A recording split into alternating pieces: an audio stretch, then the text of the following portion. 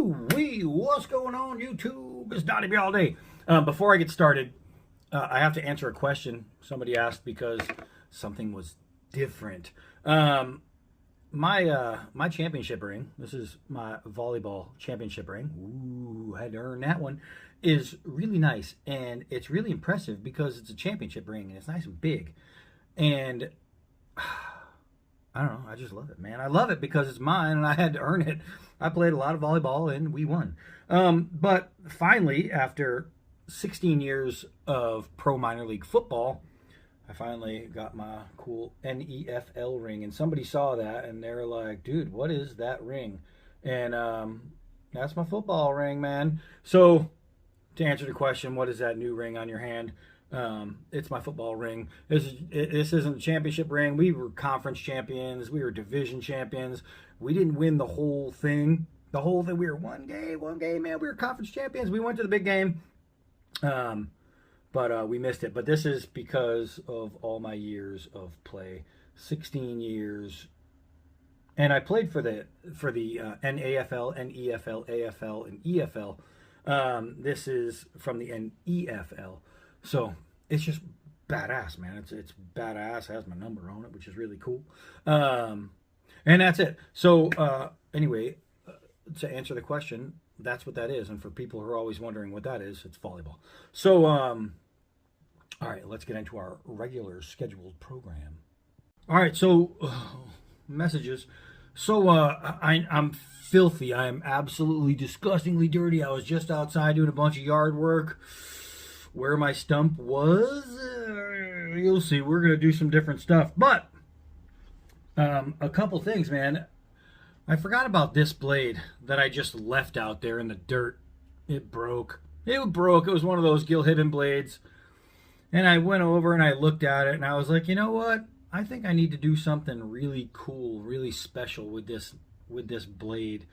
And I think what I want to do is turn it into a spear. But not just kind of like a goofball spear, like an ugly spear. I want it to be something kind of cool. So what I'm going to have to do is I'm going to have to try and hammer off this guard, all right? And I'm going to get into that in a second.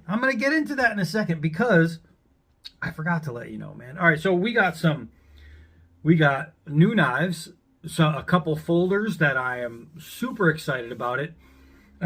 We have 3 fixed blades ready to go. So we got a bunch of stuff here that needs to get out and have reviews done.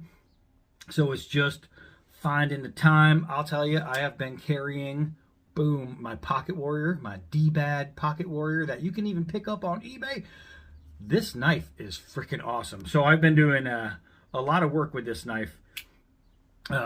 It's just fantastic. It's been with me every day for probably the last 3 or 4 days, and I've been using the heck out of it. So so I just want to show you some of the knives that we still have to go over. The 2 new knives that I got that I'm really excited about, and then we'll finish up with that project that I'm doing. Now I still have 2 Takumi Talks that I have to show you guys. And this one, I think, is just super crazy cool looking. It's really narrow. They got an exposed spine. Beautiful tanto. I've never been like an all-out tanto guy, but I really like it. I think this is sexy. The design, instead of, normally with a tanto, you'll see this line flat like that. And it's just a rectangle with a cutoff. And that's probably why I never liked it, because design-wise, there wasn't a whole lot of shape in them. But this one, the way that it comes down, so here's your flat line. It goes. There's so much going on with this knife. I think it's gorgeous. So, and that's why I haven't done it yet, is because I like to generally save my favorite ones for last. And of all the last Takumi Talk batches I got, these are the last 2. Because of all the last Takumi Talk knives, these 2 are my favorite. I forget the names of them. I have to look them up before I do the videos. That's why I didn't tell you the name. And then there's this one, which is just really funky. It's really funky and it's really wild. And so I can't wait to bring you this one. Can't wait to bring you that one. That's a pretty wild design. It's much thicker in the grip, which is good because it's small here. But damn, it's cool, man. It's cool. So I've been waiting to bring you those two, so they have to get done soon because I'm just waiting on it. I've been waiting on them. Another one is another one from Scab. This is a Work Tough gear knife, and this one I actually really like. This is called the Red Wolf. I did the Asset, and it was okay. It was a nice knife, but it wasn't this. It wasn't this.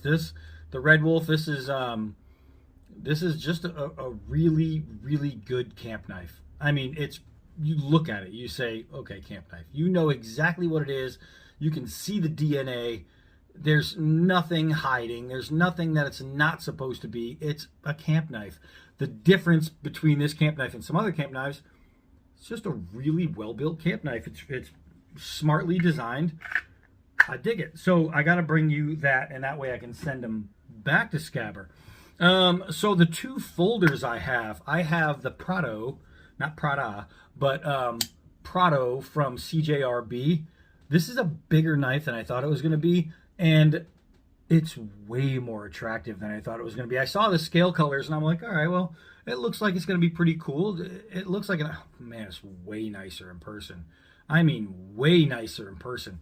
This knife is this is a don't sell it knife. This is a really, really nice knife. It's a keeper. This is going into my knife box after the review, and it's going to be a rotation knife because this thing is freaking awesome. So the cjrb Prto is coming soon.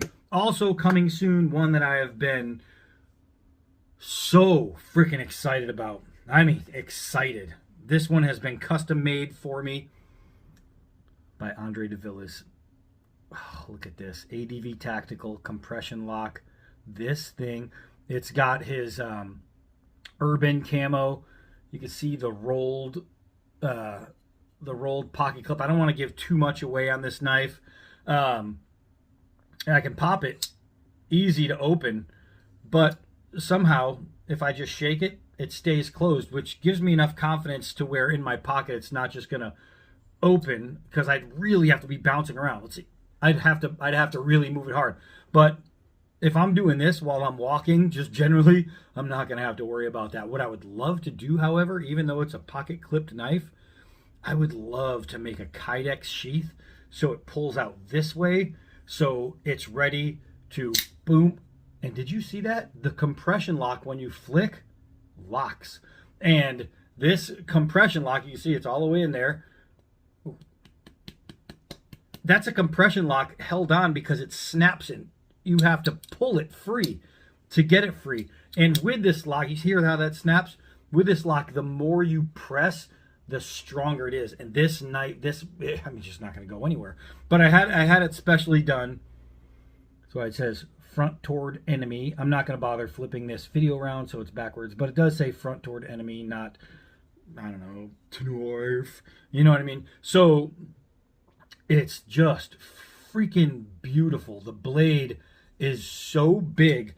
On a folding knife, it's big. Look at my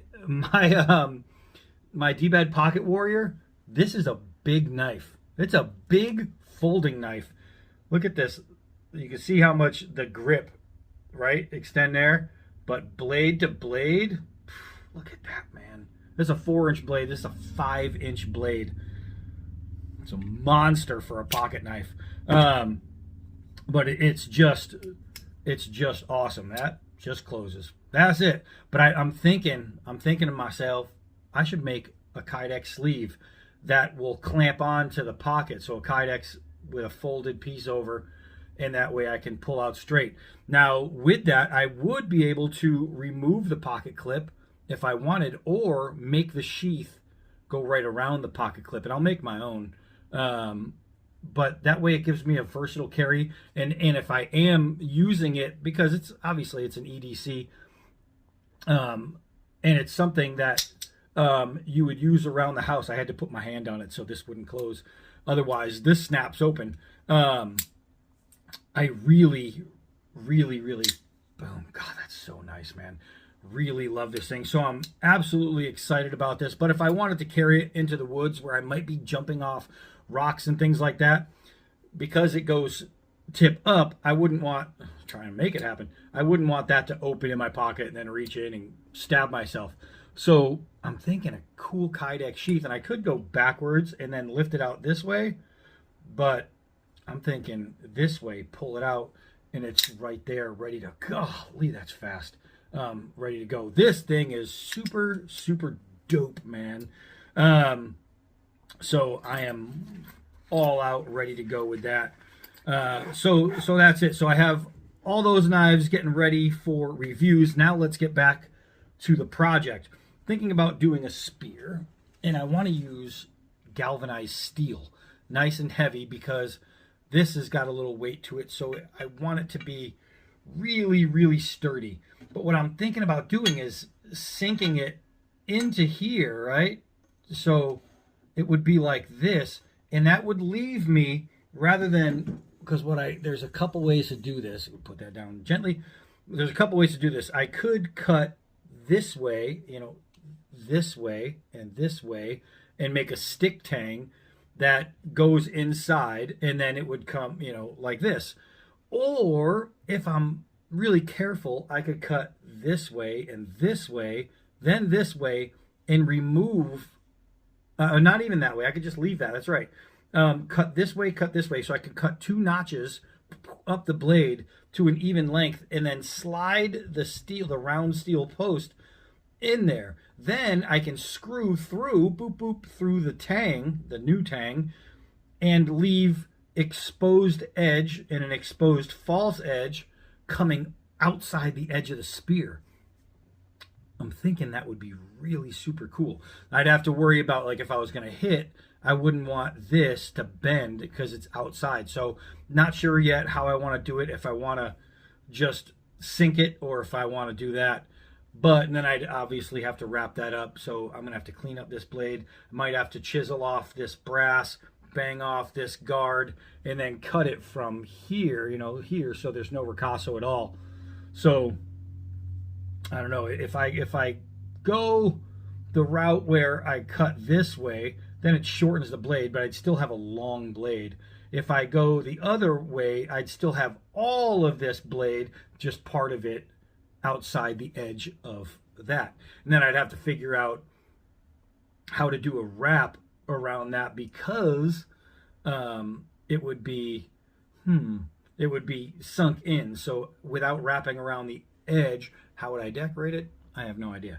But I'll figure it out. I'll figure out what I want to do, and I might just do a stick tang done in, because if I do that, I can go wider on the tang, because then what I'll do is I will hammer here and make it flat. And what that's going to do, it's going to widen my widen the shaft, and that way I can fit more tang in there. So that might actually make more sense.